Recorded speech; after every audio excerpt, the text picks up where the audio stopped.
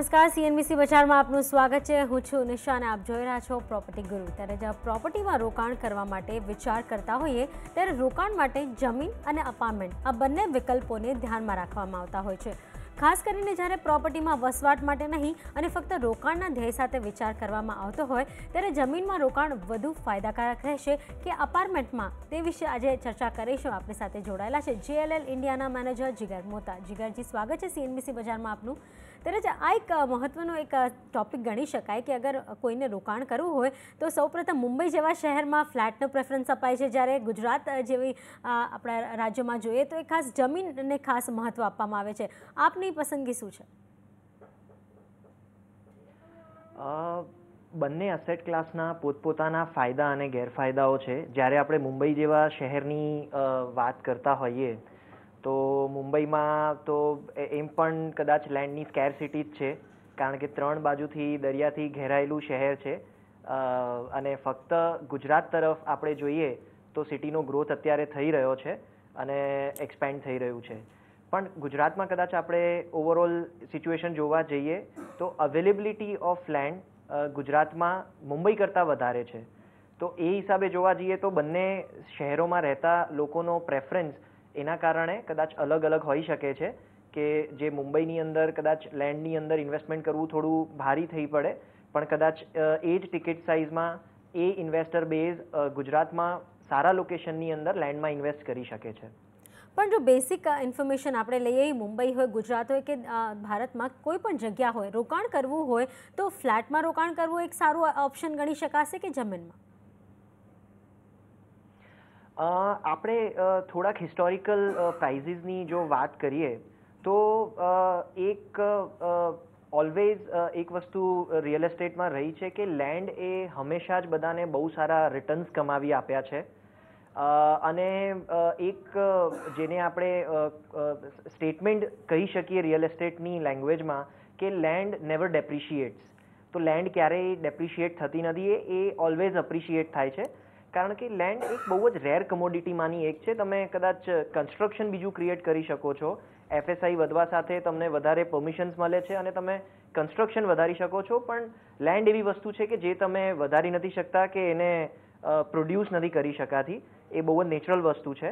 તો એના હિસાબે હંમેશા જ લેન્ડની અંદર જેટલા લોકો ઇન્વેસ્ટમેન્ટ કર્યું છે એ લોકોને લોંગર પીરિયડ ઓફ ટાઈમમાં બહુ સારા રિટર્ન્સ મળ્યા છે।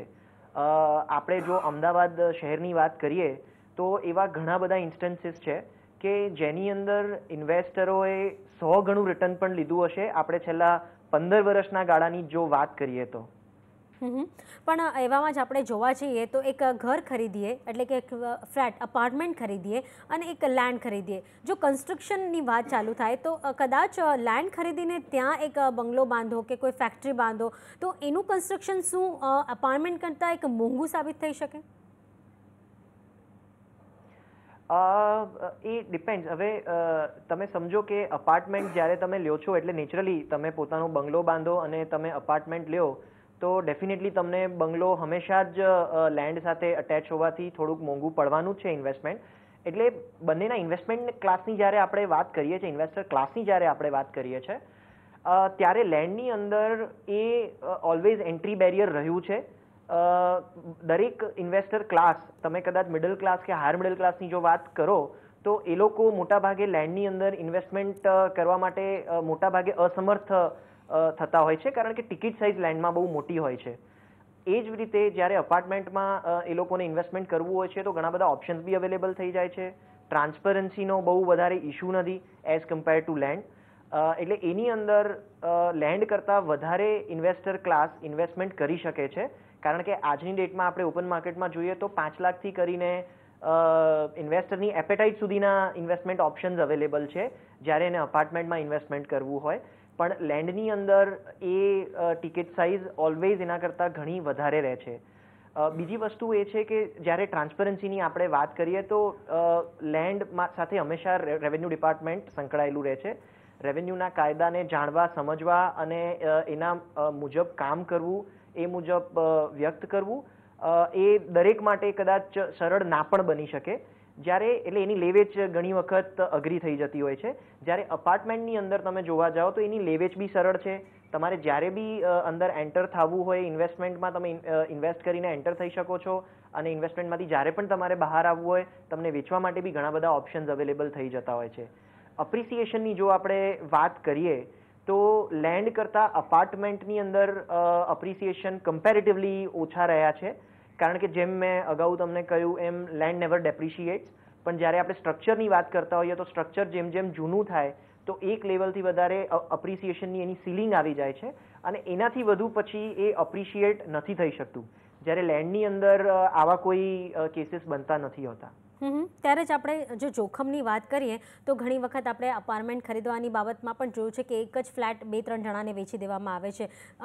અગર લેન્ડની વાત કરીએ તો ત્યાં એન્ક્રોચમેન્ટ વધારે થઈ જતું હોય છે. એટલે ફાયદા ગેરફાયદાની વાત કરીએ તો બંનેમાં રહેલા છે. ખાસ મહત્વના પોઈન્ટ્સ તમને કયા લાગી રહ્યા છે? તમારી વાત સાચી છે કે રિસ્ક બંને સાથે સંકળાયેલા ચોક્કસ છે, અને તમે જે અપાર્ટમેન્ટ 2-3 જણાને વેચી દેવાની વાત કરી એવું લેન્ડમાં બી ઘણા કિસ્સાઓમાં જોવા મળ્યું છે કે એવું થતું હોય છે, કારણ કે મેં જેમ તમને કહ્યું કે રેવન્યુ સાથે સંકળાયેલા કાયદાઓ જે છે એ કદાચ લેમેન માટે સમજવા અને એ મુજબ એનું અમલીકરણ કરવું કદાચ શક્ય ના પણ બને. એટલે એ અસેટ ક્લાસની અંદર હંમેશા જ એક સીમિત વર્ગ રહ્યો છે જે એમાં ઇન્વેસ્ટમેન્ટ કરતું હોય છે અને એની અંદરથી મોટા પ્રોફિટ્સ લેતું હોય છે. ત્યારે જ જો ફાયદા ગેરફાયદાની જે વાત કરી રહ્યું છે, તમને શું લાગી રહ્યું છે, ખાસ કરીને જમીન ખરીદવામાં શું ફાયદા અને ગેરફાયદા રહેલા છે? જુઓ, સૌથી પહેલાં તો આપણે જ્યારે જમીનની વાત કરીએ છીએ તો જમીનમાંથી એક તો તમારી રેગ્યુલર ઇન્કમ ક્યારે બી મોટાભાગની અંદર જનરેટ નથી થતી હોતી. જ્યારે અપાર્ટમેન્ટની અંદર તમારે એક રેગ્યુલર એને તમે રેન્ટ ઉપર આપી શકો છો, તો તમારી એક રેગ્યુલર ઇન્કમ જનરેટ એમાંથી તમે કરી શકો છો. બીજી વસ્તુ, તમે જ્યારે જોવા જાઓ ત્યારે ટ્રાન્સપરન્સીની જ્યારે બી વાત આવે છે ત્યારે લેન્ડની અંદર હંમેશા જ જોઈતી ટ્રાન્સપરન્સી હોય જ, ઇટ્સ અનલાઇકલી ટુ હેપન. જ્યારે અપાર્ટમેન્ટની અંદર તમે આજની ડેટમાં ઘણા બધા સારા ડેવલપર્સ અવેલેબલ છે ઓપન માર્કેટની અંદર કે જે લોકો બહુ જ સારી ટાઇટલ ક્લિયર થયેલી પ્રોપર્ટીઝ એન્ડ યુઝર્સને વેચતા હોય છે, એટલે ટ્રાન્સપરન્સીનો ત્યાં થોડોક ઓછો અભાવ જોવા મળે છે. બીજી વસ્તુની આપણે વાત કરીએ તો ટિકિટ સાઇઝ લેન્ડમાં ઇન્વેસ્ટમેન્ટ વખતે હંમેશા મોટી રહે છે. અપાર્ટમેન્ટની અંદર કોઈ પણ અસેટ ક્લાસમાંથી મિડલ ક્લાસ, હાયર મિડલ ક્લાસના લોકો પણ એની અંદર ઇન્વેસ્ટમેન્ટ કરી શકે છે અને વેલ્થ ક્રિએશનનો ભાગ બની શકે છે. એટલે દરેક એસેટ ક્લાસના પોતપોતાના ફાયદા ગેરફાયદા છે, અને એ મુજબ એની અંદર ઇન્વેસ્ટર ક્લાસ ઇન્વેસ્ટેડ રહેતું હોય છે. ઓકે, જ્યારે અગર હું રોકાણની વાત કરી રહી છું ત્યારે અગર હું ફ્લેટ લઉં છું કે જમીન ખરીદું છું, કઈ જગ્યાએથી મને જલ્દીમાં જલ્દી રિટર્ન સારું મળશે અને એ મારું રોકાણ સેફ રહેશે? તમે જો કદાચ ઝડપી અપ્રિસિએશનની વાત કરતા હો તો એ કદાચ અપાર્ટમેન્ટમાં તમારું અપ્રિસિએશન ઝડપથી થશે, પણ તમે જો મોટા અપ્રિસિએશનની વાત કરતા હો એટલે જ્યારે એક એસ્પેક્ટ છે આપણો કે તમે એન્ટ્રી અને એક્ઝિટ તમારી કેટલી જલ્દી થઈ શકે છે, અને બીજો એસ્પેક્ટ છે કે તમે રિટર્ન શેની અંદર વધારે લઈ શકો છો, તો એ બંને અલગ એસ્પેક્ટ છે. અપાર્ટમેન્ટની અંદર તમારી એન્ટ્રી એક્ઝિટ બહુ જ ઇઝી છે, સરળ છે. તમારું અપ્રિસિએશન બી કમ્પેરેટિવલી થોડું ફાસ્ટ થાય છે, કારણ કે જેમ જેમ તમારું કેમ્પસ ડેવલપ થતું જશે એની વેલ્યુએશન્સ વધતી જશે, તમારા પ્રોપર્ટીઝ અપ્રિશિએટ થતી રહે છે. પણ લેન્ડની અંદર એવું નથી. લેન્ડની અંદર તમારે હંમેશા ઇન્વેસ્ટેડ રહેવું પડે છે, તમને પેશન્સથી બેસી રહેવું પડે છે, અને gradually over a period of time તમને એના ફળ રૂપે ઘણું સારું રિટર્ન મળી શકતું હોય છે. ઓકે, ત્યારે જ આપણે ગુજરાતની વાત કરીએ તો ગુજરાતમાં જે રીતે તમે પહેલાં વાત કરી કે જગ્યા એક ઘણી વિશાળ ત્યાં જગ્યા અવેલેબલ અત્યારે થઈ શકે છે, એવામાં જે હવે એક સિનારીઓ થયો છે કે જે ખાસ કરીને ખેતીલાયક જગ્યા છે એને પણ હવે ડેવલપ કરવા માટે એક પ્રોપર્ટી બજારમાં જોવા મળી રહી છે. કઈ જગ્યા લેવી વધારે સારી? જુઓ, સૌથી પહેલાં તો અહીંયા પ્રી રેક્વિઝિટ છે કે ખેતીની જમીન ફક્ત ખેડૂતો લઈ શકે છે. એટલે જો કોઈ ઇન્વેસ્ટર ક્લાસમાં કોઈ ઇન્વેસ્ટર પોતે ખેડૂત ના હોય જાતે તો એ લોકો ખેતીની જમીન લઈ નથી શકતા, એ લોકોએ કન્વર્ટેડ લેન્ડ જ લેવી પડે છે. એટલે જનરલી તમે જોવા જાઓ તો આપણે લાર્જર અસેટ ક્લાસની વાત કરીએ તો જે લોકો બિન ખેડૂત છે એ લોકો માટે નેચરલી એ લોકોએ બિનખેતીની જ જગ્યાઓમાં રોકાણ કરવું પડે અને એ જ લેવી પડે.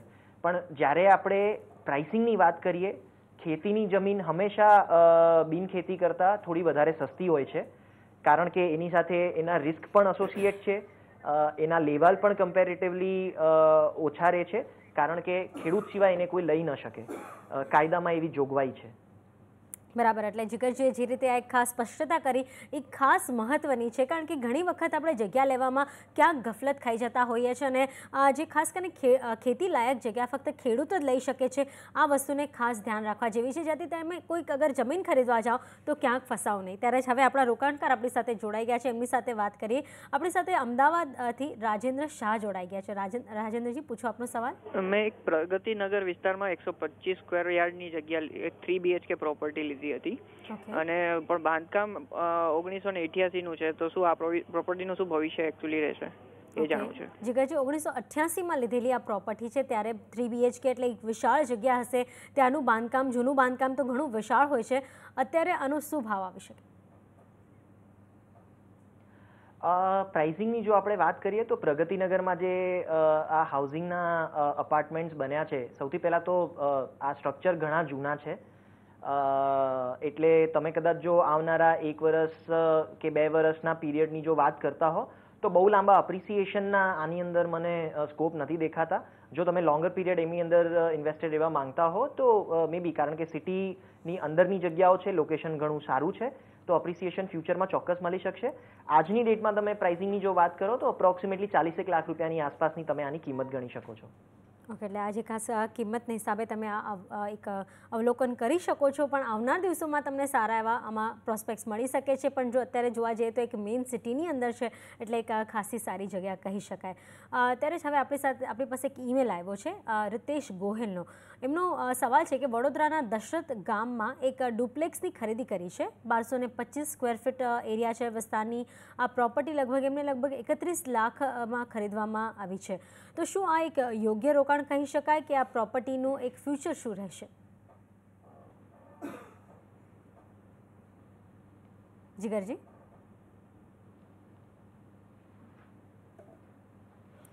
આપણે જીગરજી સાથે સંપર્ક સાધીએ તે પહેલાં આપણે ફરી એકવાર આ ક્વેશ્ચન પર એકવાર નજર રાખી શકીએ કે વડોદરાના દશરથ ગામમાં એક ડુપ્લેક્સની ખરીદી એમણે કરી છે અને 1250 સ્ક્વેર ફીટનું વિસ્તાર છે અને લગભગ 31 લાખમાં એમણે આ ફ્લેટ ખરીદ્યો છે. શું લાગે છે જીગરજી, આ એક પ્રોપર્ટીનું ફ્યુચર કેવું રહેશે? કદાચ આપણને સંપર્ક સાધવામાં એક તકલીફ થઈ રહી છે, પણ જો જોવા જઈએ તો વડોદરા અત્યારે ખાસું બઝિંગ સિટી ગણવામાં આવી રહ્યું છે. અને જે રીતે આપણે જોયું છે કે એક એજ્યુકેશનલ સિટી કહેવામાં આવે છે, ત્યાં લગભગ સમગ્ર ભારતમાંથી છોકરા છોકરીઓ ભણવા માટે ખાસ આવતા હોય છે. અને એક એજ્યુકેશનલ સિટીના કારણે ત્યાં એક ઘણું હવે એક આગળ વિસ્તાર આ ડેવલપ થતો જોવા મળ્યો છે. એવામાં જીગરજી, આપણે જોવા જઈએ તો જે દશરથ ગામ જે છે ત્યાં આગળ 1250 સ્ક્વેર ફીટનું એક એરિયા 31 લાખમાં ખરીદવામાં આવ્યો હોય તો અત્યારે એનું ફ્યુચર શું હોઈ શકે? સૌથી પહેલાં તો આ થોડાક હાઈ પ્રાઇઝની અંદર એન્ટ્રી લીધી હોય એવું જણાઈ રહ્યું છે. પણ ઓવરઓલ આપણે જ્યારે એ લોકેશનની વાત કરીએ તો લોકેશન અપકમિંગ લોકેશન છે શહેરનું. સિટીના પ્રોસ્પેક્ટ્સ બહુ જ સારા છે. પાસેમાં જ GSFCનો પ્લાન્ટ આવેલો છે, IPCLના પ્લાન્ટ આવેલા છે નજીકમાં. તો ઓવરઓલ એ લોકેશનનો ગ્રોથ સારો રહેશે. અગર આપણે લોંગર પીરિયડ જોવા જઈએ ઇન્વેસ્ટમેન્ટ માટે તો એનું ફ્યુચર સારું છે. ઓકે, જો વડોદરાની વાત કરીએ તો આજુબાજુમાં બીજા કયા વિસ્તાર છે જ્યાં સારું એવું ડેવલપમેન્ટ થતું જોવા મળી રહ્યું છે? અત્યારે આપણે મોટું જો વડોદરા શહેરની વાત કરીએ તો એનો ગ્રોથ કોરિડોર અત્યારે એક તો જે બોમ્બે બરોડાને જોડતો હાઈવે છે NH8, એની પાસેના વિસ્તારોમાં ઘણું બધું ડેવલપમેન્ટ અત્યારે આવી રહ્યું છે. છાણી વગેરે વિસ્તાર જે છે એ પણ અત્યારે ત્યાં TP ઇમ્પ્લિમેન્ટ કરવામાં આવી છે, એટલે ત્યાં પણ ડેવલપમેન્ટ અત્યારે ઘણું સારું થઈ રહ્યું છે. મોર ઓર લેસ આપણે અમદાવાદ એક્સપ્રેસવે આવવાનો જે રસ્તો છે એ બાજુ પણ હવે મહદઅંશે ડેવલપમેન્ટ ચાલુ થઈ ચૂક્યું છે. પણ વધારે અગર આપણે વાત કરીએ ઓવરઓલ ડેવલપમેન્ટની તો હાઈવે જે બેસિકલી બરોડાથી મુંબઈ તરફ જઈ રહ્યો છે ત્યાં ડેવલપમેન્ટ ઘણું સારું થઈ રહ્યું છે, both from the residential, commercial and the industrial perspective.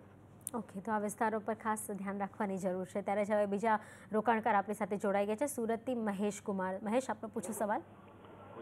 અમારે સુરતના અડાજણ વિસ્તારમાં એક 2 BHK ની પ્રોપર્ટી વેચવાની, તો આ પ્રોપર્ટી આનંદમહેલ રોડ પરના ગિલ ટાવરની નજીક છે, તો આમાં કેટલો ભાવ મળે મને?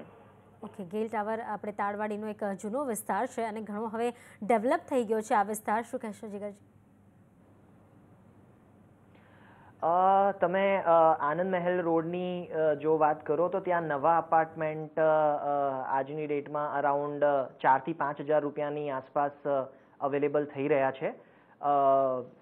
એરિયાનું પોટેન્શિયલ બહુ જ સારું છે અને છેલ્લા 3 વર્ષની અંદર ઇન્વેસ્ટરોને બહુ જ સારા રિટર્ન આ લોકેશનમાંથી મળ્યા છે.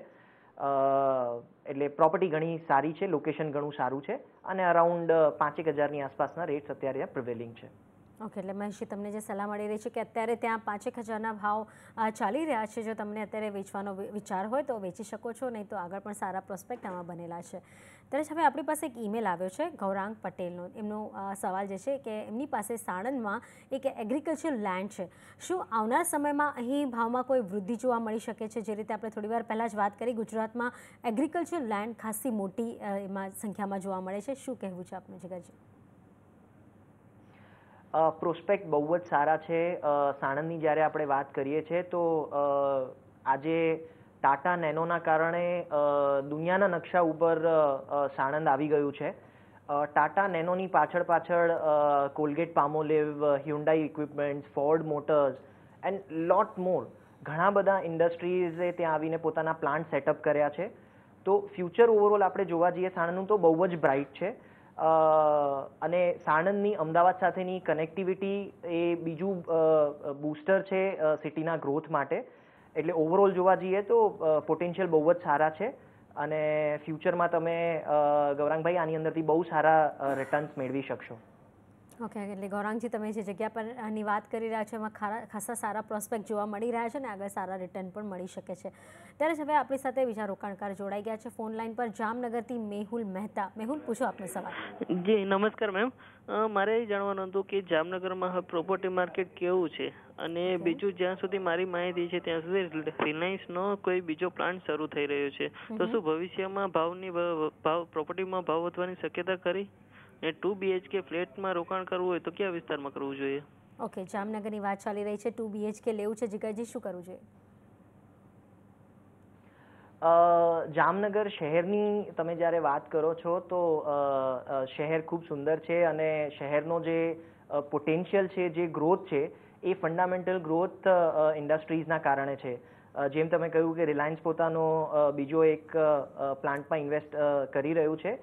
દુનિયાની સૌથી મોટી રિફાઇનરી રિલાયન્સે ત્યાં સ્થાપી છે. રિલાયન્સ ઉપરાંત એસઆરનો પણ ત્યાં પ્લાન્ટ આવેલો છે.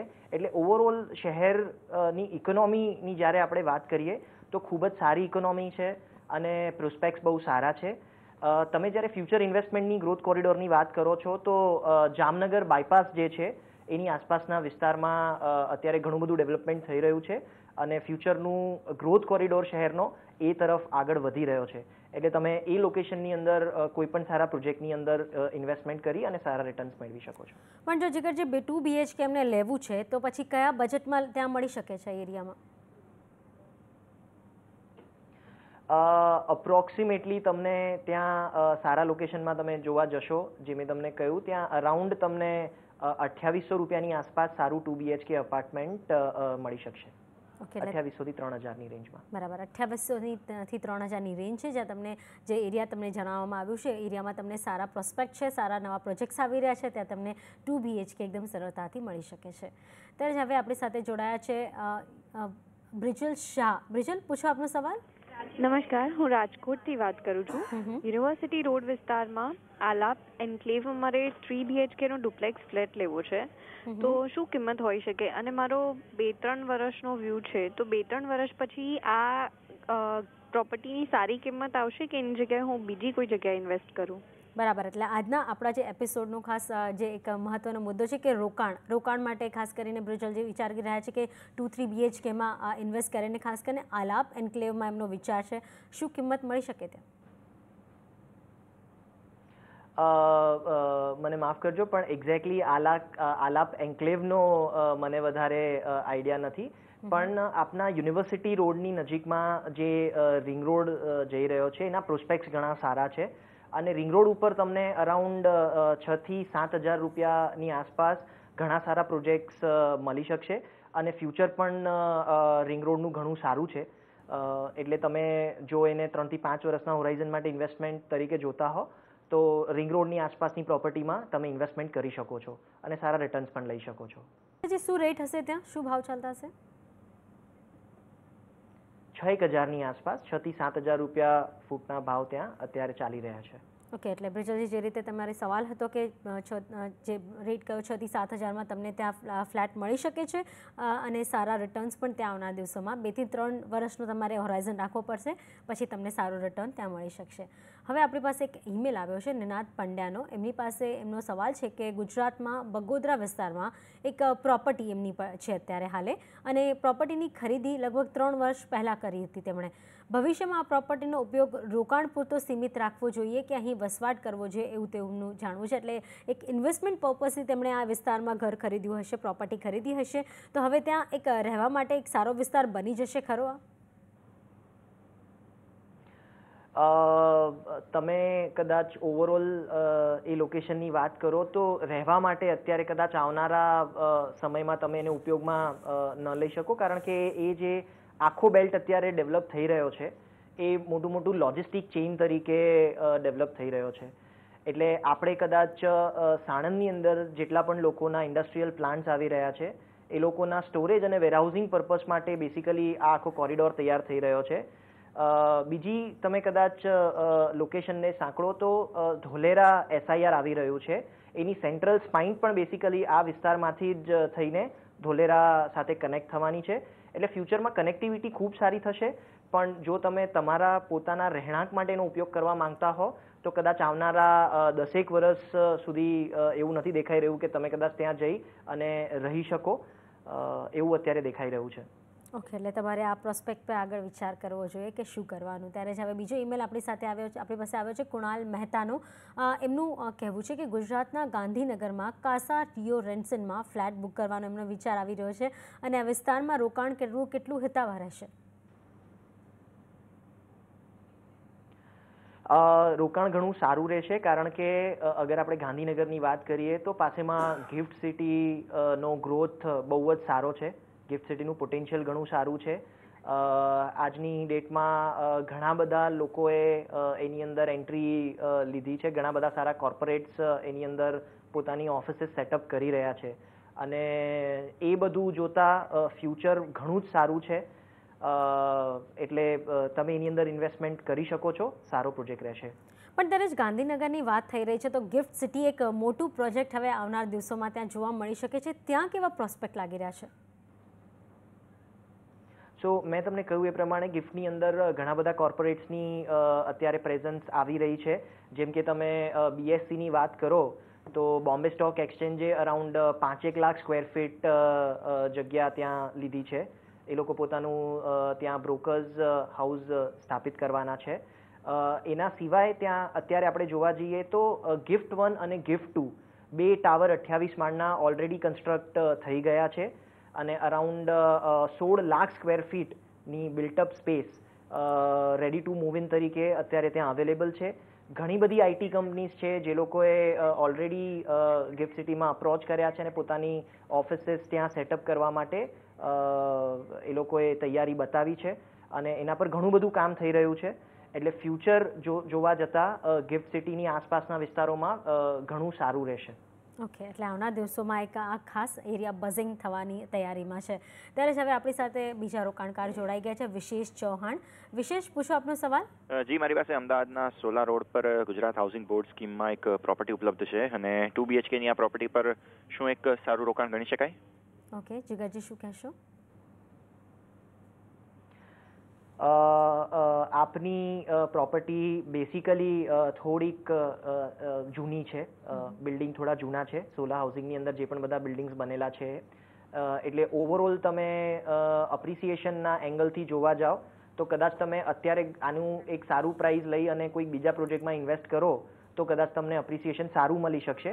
પણ ઓવરઓલ જો તમારી ઈચ્છા આને રેન્ટ ઉપર આપવાની હોય કે ફ્યુચરની અંદર પોતે રહેવા જવાની હોય તો એ હિસાબથી તમે આ ઇન્વેસ્ટમેન્ટમાં બની રહી શકો છો. પણ અપ્રિસિએશનના પોઈન્ટ ઓફ વ્યૂથી, કારણ કે પ્રોપર્ટી ઓલરેડી જૂની છે અને આની અંદર બહુ વધારે અપ્રિસિએશન હવે દેખાઈ નથી રહ્યું, એટલે તમે કોઈક એક સારા લોકેશનની અંદર બીજી નવી પ્રોપર્ટીમાં ઇન્વેસ્ટમેન્ટ કરો તો તમારી માટે ઘણું સારું રહેશે.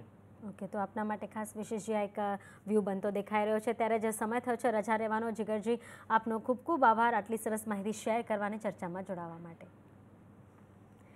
ત્યારે જ પ્રોપર્ટી સંબંધિત માહિતી માટે તમે અમને ફક્ત પ્રોપર્ટી ગુરુ લખી 51818 પર મેસેજ કરો અથવા અમારા ઈમેલ એડ્રેસ propertyguru@network18online.com પર તમારા પ્રશ્ન સાથે તમારું નામ લખી જવાબ મેળવી શકો છો અમારા ખાસ કાર્યક્રમ પ્રોપર્ટી ગુરુમાં.